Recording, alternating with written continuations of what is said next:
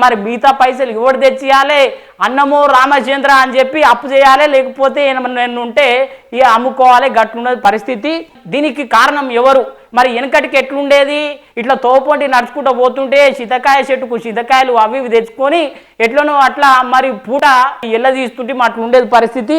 మరి ఇంతగానం ఎందుకు అయిందంటే ఇక మరి అభివృద్ధి దినదినం అభివృద్ధి చెందుతున్నాం కదా, ఇక ఈ ధరలు కూడా దినదినం పెరుగుతున్నాయి అన్నమాట. మరి 2023లో మరి ధరలు ఎట్లున్నాయి, ఏం సంగతి, ఇప్పుడు ఎట్లున్నాయి ఓసారి చూసే ప్రయత్నం అయితే చేద్దాం. ఇగో చూస్తున్నారు కదా, 2000 ఇగో ఇక్కడ రాశి చూమి 2023లో టమాటా ధర 30 రూపాయలు ఉంటే కిలో, ఇప్పుడు 50 రూపాయలు అయ్యింది.